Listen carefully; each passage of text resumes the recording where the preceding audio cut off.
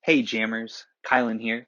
Just wanted to give you a heads up. This isn't really like our typical episodes, but we wanted to take an opportunity to talk about the new Five Iron Frenzy record because it was crazy. It kind of came out of nowhere.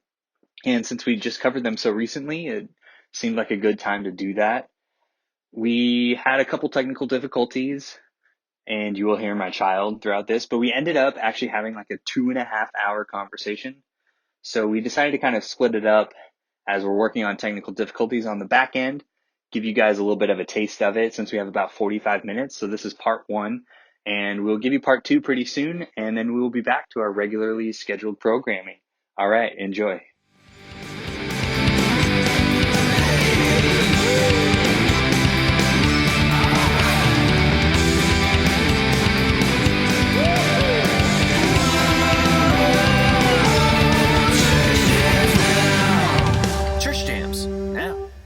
Welcome to a new episode of Church Jams Now.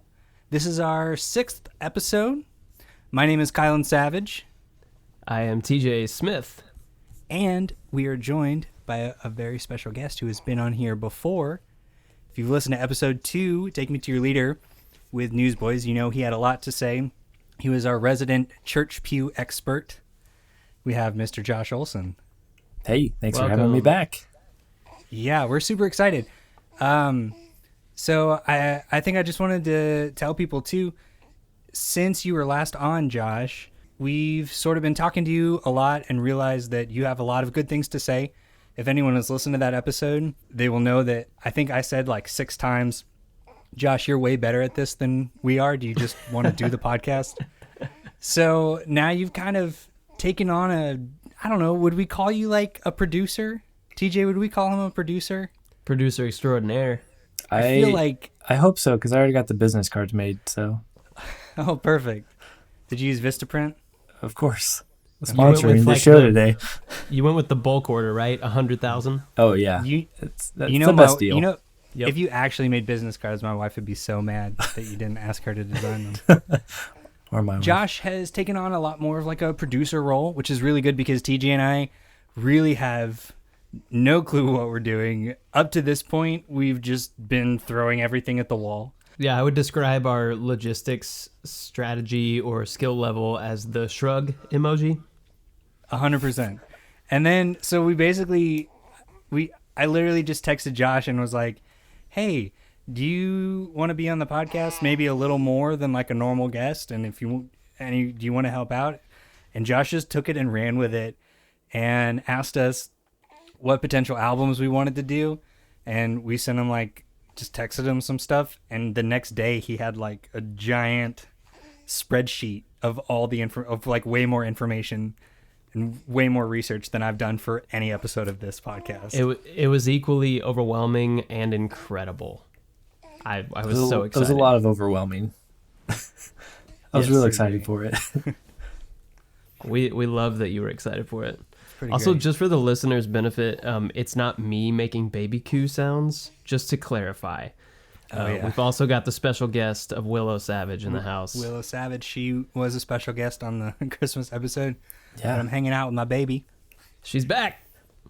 And better than She has ever. a lot to say.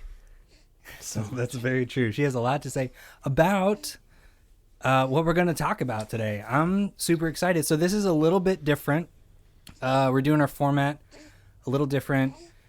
We will go back to our regularly scheduled 90s and 2000s Christian records next week, but we really wanted to take a minute and kind of do a deep dive on a new album that just came out. Yeah, so I was really stoked about covering Five Iron Frenzy when we did a few episodes back, and it was a blast. And unbeknownst to me, they were working on kickstarting an album, which just dropped, and it's called Until This Shakes Apart. And I gotta say, it came out of nowhere, but because we just did an episode about the other one, it just made sense. Yeah, the timing jump into this one again. The timing just kind of worked out, I feel like. We had just covered Five Iron, And then all of a sudden they just like, I just opened my Spotify one day and it was in my release radar. It's like, oh, new 5 Iron Frenzy. Okay. And then we decided we'd all kind of get together and talk about it. It just sort of made sense time-wise. Right. And it's so great to have Josh join us for this conversation so that he can get his 5 Iron perspective on the pod since he didn't get to be a part of the last conversation. So looking forward to that, Josh. Thanks. I'm excited about it. Since you weren't on the last 5 Iron Frenzy episode, I just wanted to sort of get some context of your relationship with that band. Like, what do you know about them? Did you know this album was coming out? Things like that. I kind of knew it was coming out eventually. I mean, they've been working on a new album since the last one came out in 2013. It's just taken 7 years to get there. My relationship with the band, I am more of a more recent, I guess, 5 Iron fan. I didn't grow up listening to them, and every time I listen to like their older stuff, I'm like, I wish I would have had this in middle school because they would have been one of my favorite bands. Like, I would have loved this, but I just didn't know about them. And then it wasn't until Engine of a Million Plots came out, which was their return comeback record in 2013, which was the one that came out before this one. That was the one both of you guys told me to listen to that. It's so good. Yeah. We did, and I haven't. It's great. Yeah, I went into it because I had never really been a 5 Iron fan, but then for some reason I just had like a feeling about that record whenever like I would see it getting talked about, and I was like, I feel like I'm gonna really like this record. And when it came out, I was obsessed with it and I loved it, and I listened to it recently and I think it still holds up. So I'm more of a more recent 5 Iron fan that has gone back and listened to. I grew up like listening to like Oh Canada and You Can't Handle This a little bit in high school, but not more of their catalog than really that. That's kind of where I was with 5 Iron. I think even our newest album ever, I don't think I'd really listened to it all the way through until we did that episode. Yeah. It's great though to have you on, Josh, as somebody else who listened to Engine of a Million Plots, got floored by it, and has continued to enjoy them as a band into like 2021. Yeah. They're still keeping ska relevant in 2021. That's right. Yeah. Yeah, Which I guess 2021's a ska-some year. Goldfinger they really came out of the woodwork in the quarantine. So I mean, maybe ska's coming they back. Did, yeah. It's true. I always forget about Goldfinger. I love that Open Your Eyes album. Have y'all listened to that one? I don't know it. I only know the Superman song from Tony Hawk. So right. I think that's most but people. that's basically my childhood in a song. So yeah. Yep. Yeah, I wanted to take notes. I haven't had a lot of time. What are you, busy? well, it or came out. something, It hasn't even been out a Yeah. week, right? It's been out Yeah. like 4 days. Yeah, but you guys seem way more prepared than me. So Right before this call, I was like going through and listening and like actually looking at the lyrics for the first time, and I was like, oh, okay, this song is maybe about something different than what I thought it was from just hearing it while driving in the car 2 times. And that speaks to something really for this record before we get kind of too in depth on it. But just in general, like I had the same experience that I listened to it twice with the lyrics in front of me, 2 different listening sessions, 2 like days apart. So did you guys download the liner notes from their site, or how did y'all get the lyrics? I just used the A to Z lyrics. It's on Genius, and I'm yes. hoping it's mostly right. It seems mostly right. I think it is, yeah. And I would make sure I would like cross-reference other. I figured one of the Kickstarter backer super fans, it was like one of the first ones to be like, I'm going to put all these lyrics on here. Yep, I'm sure. But those 2 first listens with all the lyrics made a very different impact on me than my 3rd listen, which was no lyrics, and it was while I was just like walking around the house, cleaning my room, whatever. So yeah, I do think this album has a different effect depending on whether you're listening for lyrical content and subject matter or whether you're going for the vibe. And that's something that Kylan and I have talked a good bit about, how like you're generally more of a vibe guy. I am. So I didn't do like a deep dive on the lyrics, but that was something that really hit me was the lyrical content Oh, how of could it this not? album. Right, like Yeah. as opposed to some of the other, like the stuff from our newest album ever, like they seem mad. They seem very angry. I feel like they utilize that in a really interesting way. Yeah, I would agree with that. I feel like, yeah, we could do like initial impressions, and then if you want to kind of go track by track, I can pepper in some stuff. I don't have something to say about every track, but Yeah. I can kind of guide us through the track by track if you want, since I do have like notes and I can easily kind of... That sounds great. Cool. But yeah, as far as initial impressions, Josh? my first initial impressions of it were that it struck me as a very angry record. And it was definitely not what I was expecting from them, considering what the last record was like. And I mean, yeah, I don't know. It wasn't like a fun listen the first time around, because you're just like, wow, Reese is going after it and everyone else on this record.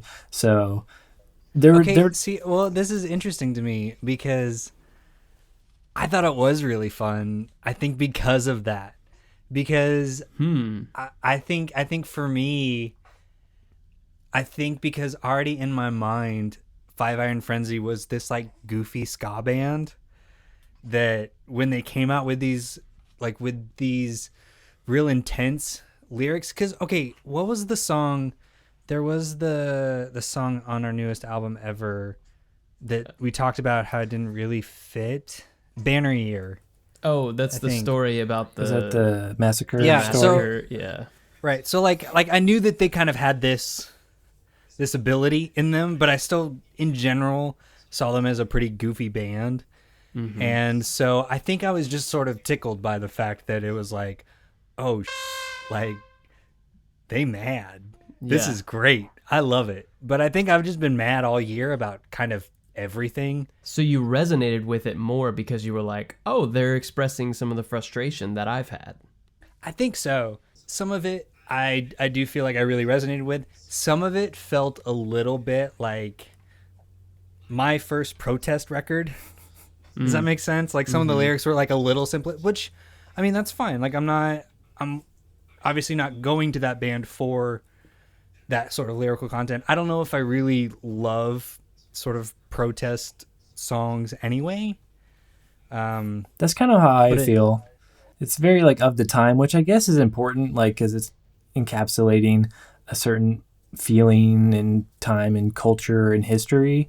But yeah, I'm kind of the same way. I'm like, I don't know if I want to hear something that's like all this political stuff all the time. Like I don't want to listen to music to turn on the news. Right. That's a good way to put it. Yeah. To give a little bit of context, like I know they have done a lot of, and normally it's like a song or two on each album that's kind of serious. Like on the last record they had Zen and the Art of Xenophobia, which is a great song. Really clever lyrics. It talked about a lot of issues that maybe I think get expanded upon in this record. And they've had some other ones. They had one from their 1998 EP called Get Your Riot Gear, which has, I revisited today, and it has, the stuff that it's talking about is talking about a lot of police brutality, which is a little super political. It's very well and very relevant for like 2020, for what we saw last year and still now. So like they were talking about that stuff 20 something years ago, but it was just like some songs. It wasn't like the whole record or most of a record. Yeah. You bring up a good point, Josh, that they have been political, but only in little like tiny bite-sized pieces In between songs throughout like their Where's musical Micah? career. Right. Right. Yeah.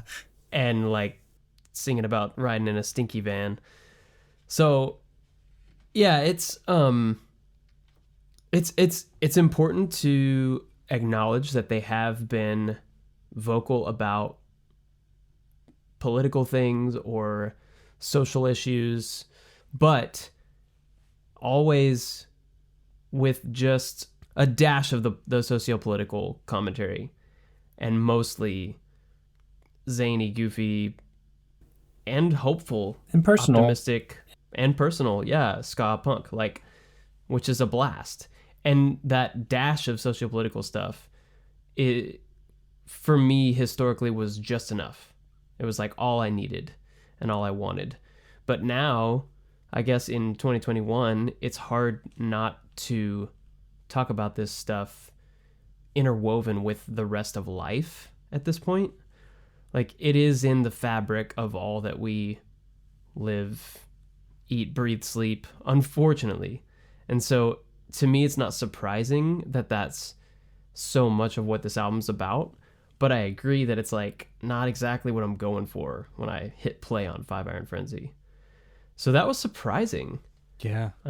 It took me back a little bit. I was like, whoa, I had a similar response of like, I don't know if I liked that when I got to the end of the album. But by my third listen, which was the one that I didn't think about the lyrics at all, Yeah. I was jamming along to a lot of these songs. Okay, so I think that's closer to like what my first listen was. Right. Because I wasn't super, I'm not super lyric focused, but if something like pops out to me, I'm like, oh, okay, that's interesting. Yeah. Goodness, Willow thinks so too. She knows it. She's sure. Oh, can I say too, another like sort of first impression thing? Yes. And I think this is pretty typical for 5 Iron already, but the song titles are so good. I mean, like that? I am so mad that I have not written a song with the title Auld Lanxiety. Oh, that was great. Oh, like that's exactly like my sort of like that portmanteau spoonerism kind of thing is totally my sense of humor. Mm-hmm. And I think a lot of that sort of helped to me like make the album not feel like so angry. Like you can tell that they're still the same band in a lot of ways. Like they're not they all still of have a sense of humor. Exactly. And Homelessly Devoted to You, like that's just so good too. Yep. Dang. Yeah. I like that you enjoy that so much because for me, for some reason, when I read things like that, it takes me out of it a little bit if I'm not careful. I can get a little judgy. I can be like, that's schmaltzy. Like, that's kind of too much, you know? Right. Well, I'm not like that with every band, but specifically this band. Like that. Right. That just seemed sort of in line with, how I already feel about them, like how they sort of operate. Right. And so it made the whole album feel a little less like on Community, the darkest timeline. Yeah. Like, it helped keep a little bit of the lightness. Levity. Yeah, the levity Yes. to it. Well, sure. yeah, did it still work with you? Because, like, they come out of the gate, first 2 songs, like, real intense, and then they kind of then they introduce a little bit of the kind of what you typically expect. So, to me, it felt like kind of like a tonal shift to where I was like, oh, I thought y'all were going to be, like, you weren't just starting off the record like a normal way. You were coming out guns a-blazing, like going real social commentary, and then you're kind of going to jump back to it. So I feel like, and this will tie into my final thoughts a little bit, but which I'm for the fun, kind of humorous, personal songs, but on this record, I think it maybe kind of took away from some of the weight of the heavy hitters, if you will. Okay. Interesting. Mm-hmm. Well, interesting. I don't know. Once again, this comes down to me like not listening or paying attention to the lyrics quite as much, but even the funnier named songs still felt pretty intense to me just on so first like it listen, seemed like it worked. It didn't like take you out of it. Yeah. Okay. Makes sense. I don't know. TJ, should we kind of start, or Josh, do you have anything else in terms of context? I don't think so. Other than this has really been the first thing that they released since, because they had 2013 was when their album came out, their comeback album came out, and then they released an EP, I think in 2015 of like leftover songs from that album and maybe some other stuff they were working on. So this is the first thing they've released in over 5 years. Yes. So that's that's a big gap. I know they're all real busy and have other lives and they're all spread across the country, but it's a big gap to just drop this. Right. And what I think is interesting about that too is that they now have been a band for like, what, 25 years or something? Maybe more? Excluding the 10 they were off. Right. But I guess, yeah, if you look at it as even during their off time, I guess what I'm getting at is like they have created this resurgence of ska for any of us that like enjoyed ska back in the day and are now in our late 20s, 30s, whatever. Okay, well, hey, unironically listening to a ska record, and that's kind of I gotta give them kudos for that. They've got me listening to ska, and it challenges my preconceived notions of what is cool or like interesting or fun or musically creative to listen to in 2021. Does that make sense? Yeah, totally. But okay, so that actually leads me to a question that I was thinking of throughout this record. I don't know how much of a ska record I would classify this as. That's a good point. Right? Like, I feel like, I mean, and obviously, like, ska and punk are so intertwined, and maybe I'm not super familiar with all the different facets of ska, but this seemed a lot more sort of minor, heavy, sort of punk rock with some ska. And so I don't know, how do you guys feel about that? It's more ska than the last record was. The last record only had like one like true ska song. So listening to this, I was like, okay, it was cool hearing that they were bringing more of that ska sound back because it shows up on a couple different songs. And what I would say too is it is ska in the sense of a good portion of this record is ska in the sense of original reggae ska, if that makes sense. Yes. Yeah. It not as much ska punk. The roots of, yeah. It's not as much like melodic punk rock 5-iron. It's like 5-iron with like a Bob Marley hat on.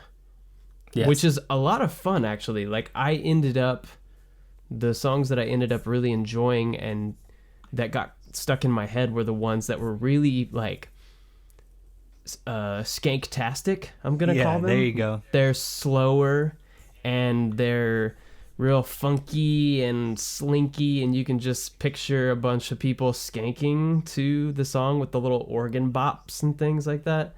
So I really enjoyed those tracks, and they were like old school ska, which I loved.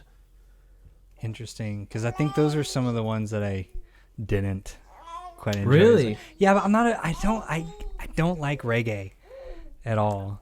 Oh yes, I've forgotten this about you. At all. Yeah, I'm on your side, Kylan. I'm kind of those are always kind of the lesser ones for me. I like their more rock with horn style. Yeah, me too. Also, I mean, I love that too. So does Willow. She's going after it. So does Willow. Big ska punk fan. Yeah, I don't. There's something about reggae that I just cannot get into. And I've tried and I've tried and I've tried, and I don't know if it's, even if it comes with some sweet bass. Oh damn. We're gonna talk about some sweet bass. I went there because I'm just gonna say it. The more like reggae classic ska songs on this record are the ones with the great bass. That's true. At least like that's how the bass lines that are real high in the mix and that are really driving the song, and they're the melodic aspects of the song that you remember. I can think of like 2 or 3 off the top of my head, just like they're so catchy. And yeah, that's true. I do like the sweet bass on this record, but I liked a lot of the sort of angry punk rock. That was kind of fun. That's cool, because I feel like if I could critique some of the songs on the album, like if I had all the songs in front of me and I could just cut some of them out, it would be a lot of those, I think. So I really love that you actually preferred those songs, because what that tells me is that it's an album that was crafted in a way that speaks to a diverse listenership. Yeah, for sure. And it works on a lot of levels. Cool. Well, I know TJ, you got some track by track notes. So Yeah, and they're brief. Cool. I mostly, honestly, I wanted to read some of the lyrics. That's kind of essentially what my notes are, is like reading little excerpts of the lyrics and talking about them. But yeah, I guess like just starting off, In Through the Outdoors, track 1. Did either of you guys know that it's also the name of the 1979 Led Zeppelin album? The last Led Zeppelin album. No, I had no idea. You know what I like straight up first thought when I saw that this was the track title? I know almost nothing about Led Zeppelin. I thought of Raspberry Beret by Prince. She walked in through the outdoor, right before the first chorus. Is the Led Zeppelin album just a Prince reference? I don't know. Probably. That's a good question. Prince probably just traveled back in time and forward in time just to inspire all of this. Just to inspire Led Zeppelin. Yep. Back to the Future style. Exactly. But yeah, I mean, what it seems to be, that song seems to be an outcry against xenophobia and like closed minds, closed borders, which, like Josh mentioned, is an expansion on what is it? What's the song Zen title? and the Art of Xenophobia from Engine of a Million Plots. Yeah. Yes. I will say for this song, because like the first time I listened to the record, I was just very much taken aback. Like, whoa, this is a very different 5-iron record. Okay. So I wasn't like jonesing to listen to it again right away, but then like a day or two later, I was like, okay, I'll throw it on. And I went in knowing that it was going to be what it is. And then as soon as like this song started, I was grooving because I was like, man, it's a rocking song. So second time listening, I was like, oh yeah. In Through the Outdoor is great. It's pretty close to my favorite song on the record. Yeah. Really? Yeah. It's one of mine. I think it just like, it kind of threw me for a loop. It was not what I expected at all, but it's got enough familiar elements from previous 5-iron releases that it's just like, it feels almost like a sequel. Like it feels like watching a new Star Wars movie where you're just like, everything and it's totally new stuff, but you see that crawl and you're just like, oh damn, this is a Star Wars movie. This is going to be so good. Cause they have like the horns and this stuff. Like, like there's enough familiar elements with just some new production and a new sort of sound that just got me really stoked to listen to. This track has attitude, but it's like fun attitude. Yeah. That's a good way to put it. Fun attitude. Some of the other ones just have attitude, but this one, the attitude is fun in this one, while still being severe at times. Yeah. So then Lonesome for Her Heroes. I was trying to figure out for the longest time who Her was.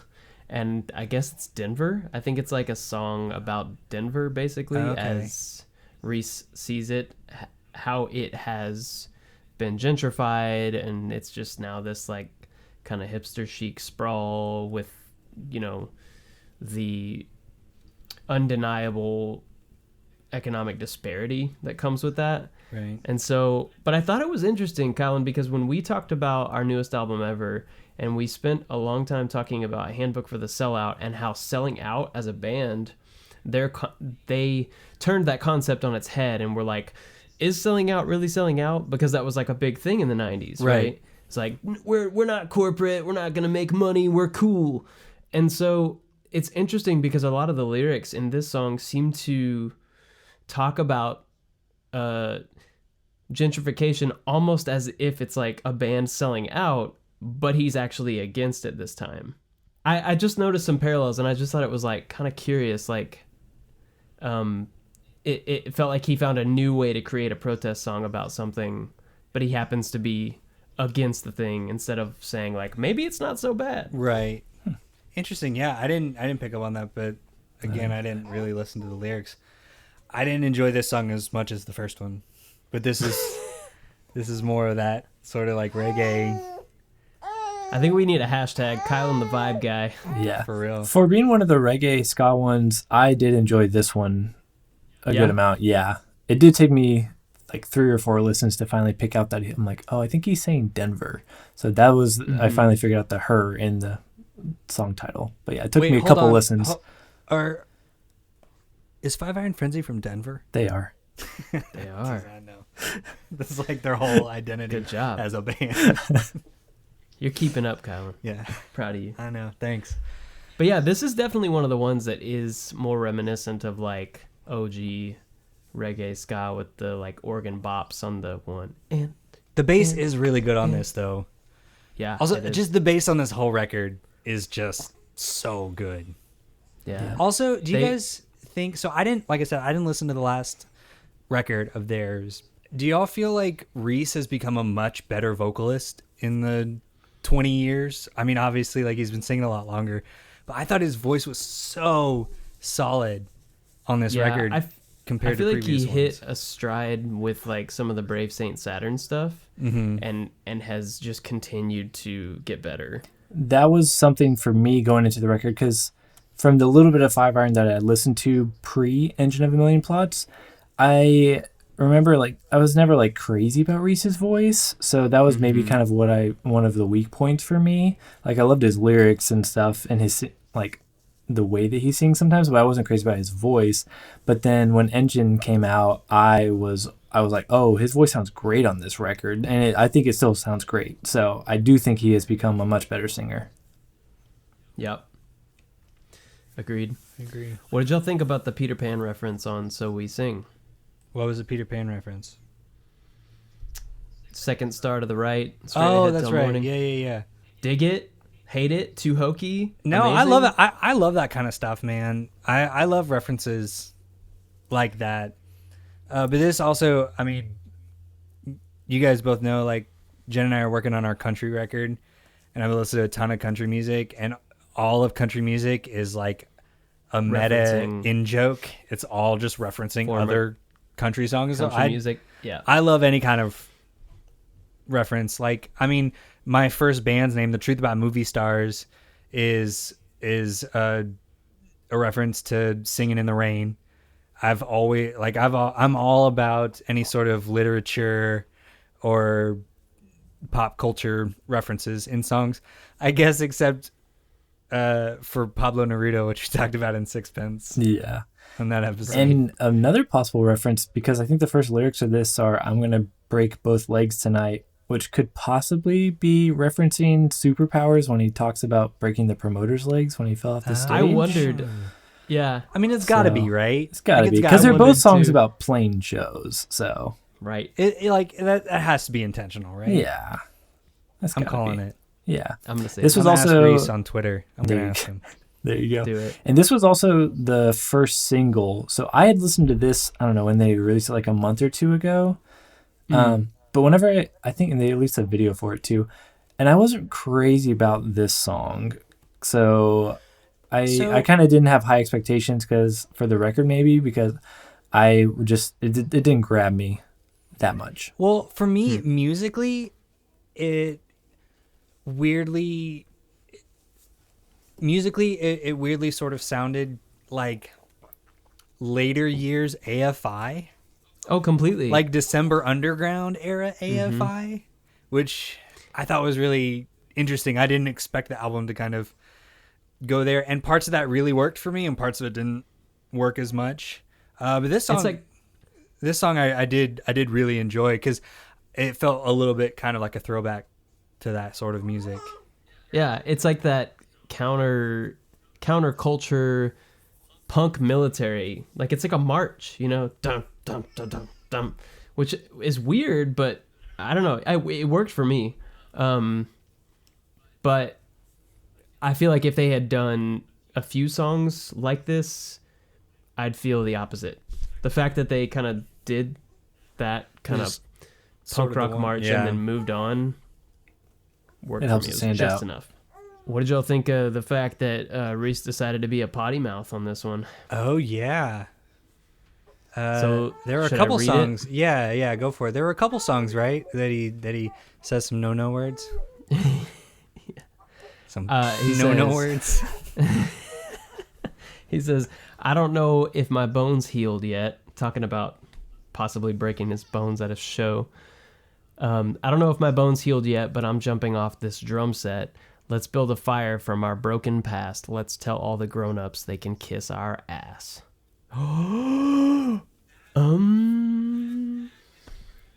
Yeah. I kind of loved it. I think it's kind of a clever line though for them to use like for their first like time like dropping a curse word if you will, because I think I like the for what at least how I interpret what he's saying, like tell all the grown-ups, is that he's saying like, look, you don't have to be worried about your kids listening to it because you're listening to a ska band from the 90s. Only old people are listening to this. We can say ass. So that's how I interpreted it. And so I think he gets a little points for me if that's kind of what he's meaning. So right. I love that, Josh. And to piggyback off of it, I think it's also just part of their paradigm as a band. They're like the most like unapologetically kind of goofy, childish grown-ups that are successfully making music right now that I can think of. So it's like kind of weird to think about him using a word like that, but it also, I would agree, it works because it's like it lines up with their brand as a band. Yeah, and I think it all comes into the not taking themselves too seriously and whatnot, especially because they have that song on The End Is Here called At Least I'm Not Like All Those Other Old Guys. So I think him like calling the grown-ups, like he's putting himself in that category too. Like, look, we're old guys. It's fine. Yeah. So I don't think... Child at heart, though. Yeah. That's kind of the beauty of it. He's like, we're old, but... Also, here's a Peter Pan reference, because we remember the fun things that sparked your imagination as a kid.